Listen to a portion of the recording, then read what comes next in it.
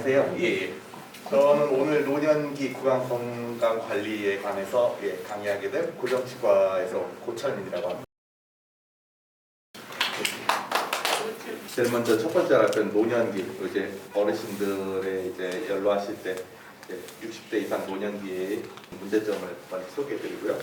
그리고 가장 흔하게 많이 오시는 게 또 이가 시리다는 것 때문에 오시는 것 때문에 이가 시린 원인과 처치 방법에 대해서 두 번째로 설명할 거고, 주로 많이 또 여쭤보시는 게 이가 빠지는 경우가 많잖아요. 그때 빠진 이를 해 넣는 방법, 골철적인 방법과 임플란트에서 소개할 거고, 또 이제 만 65세가 넘어가면 국가 건강보험에서 우리가 틀니와 임플란트를 보장해 주잖아요. 그 건강보험의 적용 범위와 이런 거에 대해서 설명드릴 거고요. 마지막으로 이제 우리가 막 잘 치과에 다녀서 잘 구강 건강을 회복하거나 아니면 원래 구강 건강이 좋으셨을 때 그런 구강 건강을 지키기 위한 습관에 대해서 크게 5가지 주제에 대해서 설명드리겠습니다.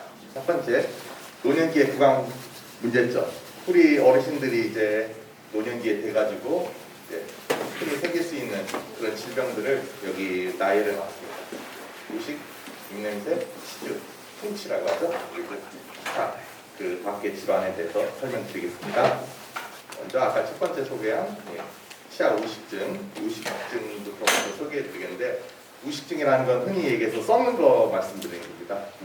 근데 우리가 썩는 거는 보통 이제 아이들이나 뭐 젊었을 때 썩는 거랑 다르게 어르신들, 그러니까 노년기에 있어서는 이에 씹는 면이 썩는 게 아니라 이 뿌리 부분부터 썩기 시작하시거든요. 왜 그러냐면 우리가 노년기에 들을수록 침분비가 적어지고 그리고 잇몸이 내려가기 때문에 잇몸 사이사이에 음식물이 많이 저류되고, 음식물이 많이 남아있으면서 침분비가 적어지기 때문에 상대적으로 우리 구강 안에 있는 세균들이 그 음식물을 먹고 산을 분비해서 우리 치아를 썩게 하는 확률이 많이 높아지거든요. 그 부분이 바로 여기 이 뿌리 부분입니다. 이런 이 뿌리 부분에 치아 우식증의 원인으로는 당연히 세균이 있고요. 세균이 있고 음식물이 있어야 치면 세균만이 만들어서 이 세균들이 산을 분비하게 되고, 산을 분비에 대해서 이 산 표면, 그런 산들이 우리 치아 표면을 부식시켜가지고 이렇게 구멍이 뚫게 만들고, 그 사이로 더 세균이 더 번식하게 되면서 우리 우식이 생기게 되고, 이가 패이게 되고, 또 좀 더 패이게 되면은 신경까지 도달되면 아프게 되고, 그런 증상을 발생하게 됩니다. 이제 치주병, 뿌리 풍치라고 하죠. 이렇게 보시면은 여기 계신 분들, 여기도 그렇고 이분은 굉장히 구강 상태가 굉장히 안 좋으신 분들인데요. 이런 치아 우식뿐만 아니라 이런 세균들이 치아 표면 부식시킬 뿐만 아니라 치아 표면을 잡고 있는 우리 잇몸을 공격해가지고 잇몸에 염증을 일으키게 되고, 잇몸이 그래서 붓고 피나고 결과적으로 잇몸이 내려가고 잇몸뼈가 내려가서 이가 흔들리게 되는 기전을 가지고 진행되는 질병이 바로 치주병입니다. 그래서 우리가 흔히 이가 솟는다고 하죠. 어르신들 이가 솟았어요, 이가 흔들려요, 그런 경우, 그런 증상을 호소하는 경우가 되게 이 치주병 때문에, 풍치 때문에 발생하는 현상입니다. 그래서 이런 풍치의 증상은 잇몸이 부어있고, 제가 말씀드렸듯이 이가 흔들리고 입에서 냄새가 나고, 그리고 이가 아까 솟았다고 얘기했듯이 이가 흔들려서 이가 솟기도 하지만 잇몸이 내려가기 때문에 이가 흔들리고 잇몸이 내려가기 때문에 상대적으로 이가 길게 보이고요. 젊었을 때는 이가 가지런하고 예쁘지만 나이가 들면 들수록 이가 길어지고 삐뚤어지고 못생겨지는 그런 원인이 되기도 합니다. 두 번째 증상은 치주병, 그리고 찬 거에 예민하고.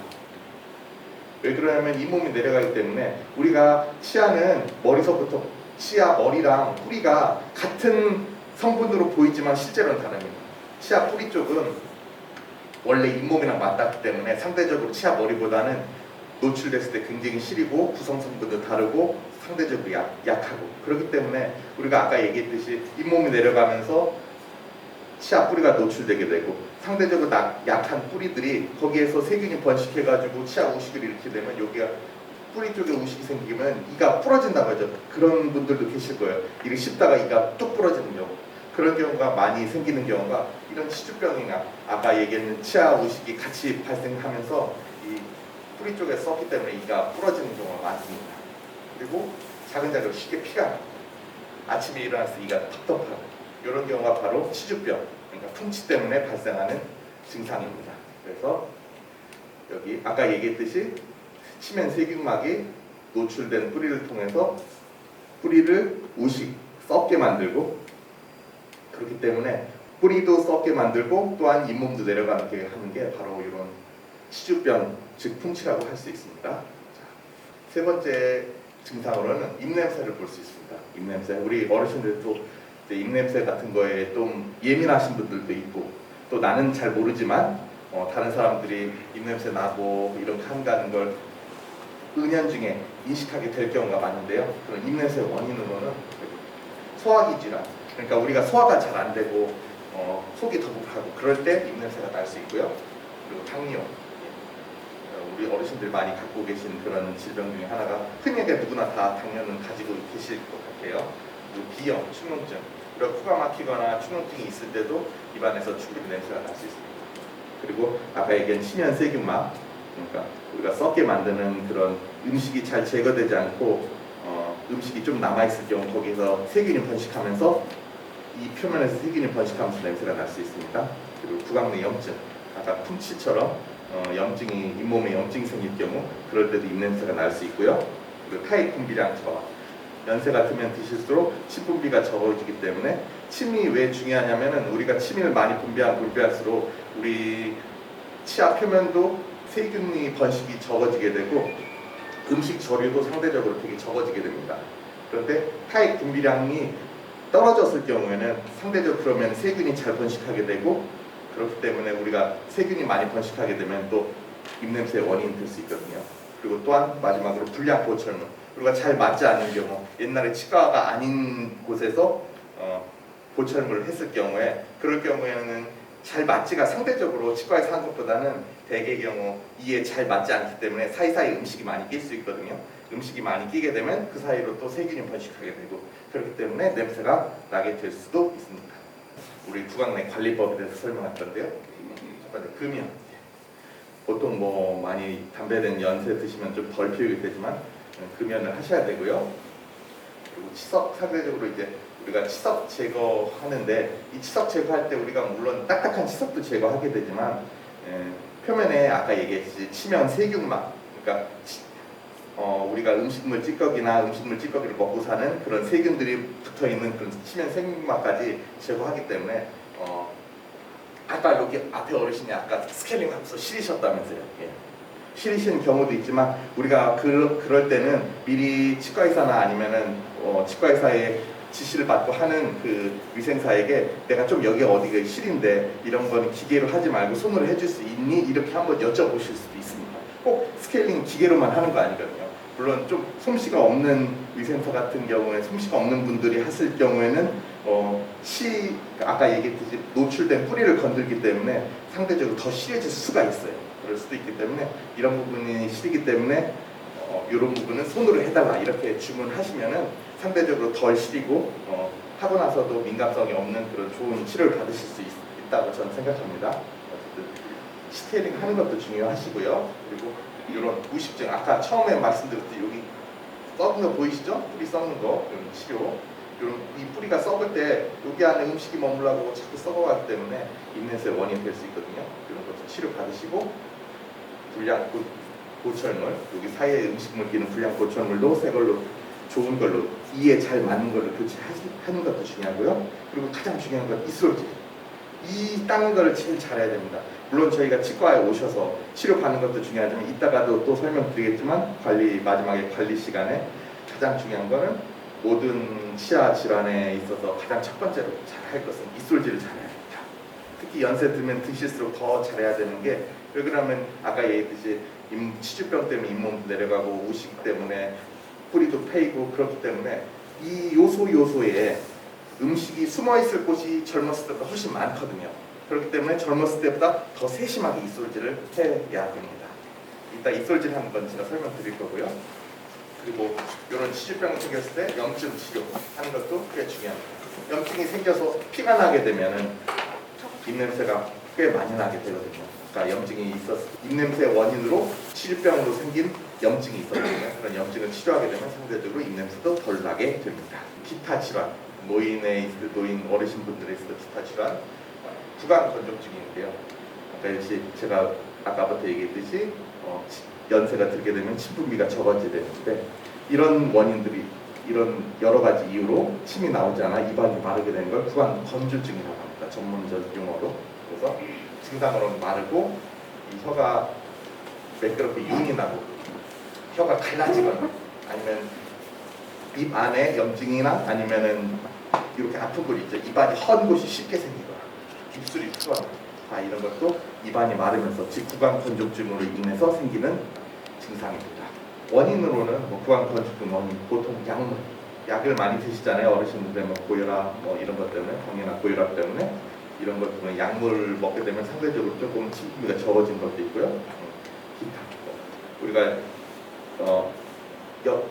연세가 들면 드실수록 골고루 음식을 먹는 데 있어서 이가 좀 많이 빠지고 젊었을 때보다 아무래도 이가 흔들리는 경우가 많기 때문에 영양 섭취가 불균형이 일어날 경우가 좀 있거든요. 젊었을 때 뭐 이것도 먹고 딱딱한 것도 먹고 아니면 부드러운 것도 먹고 그렇긴 하지만 연세가 드시면 상대적으로 딱딱한 거나 아니면 찬 거나 이런 거 좀 못 드시고 자기가 상대적으로 좋아하는 것만 드시기 때문에 영양 불균형이 생길 수 있어서 이런 비타민 결핍 그런 걸로도 구강 건조증이 발생할 수 있고요. 가장 중요한 거는 아무래도 노화겠죠. 나는 건강하고 정말로 모든 영양 섭취도 아주 잘 돼 있고 약물도 안 드시긴 하지만 아무래도 노화 때문에 상대적으로 젊었을 때보다 구강 건조증, 입이 좀 마른 증상이 필히 발생할 수밖에 없습니다. 그래서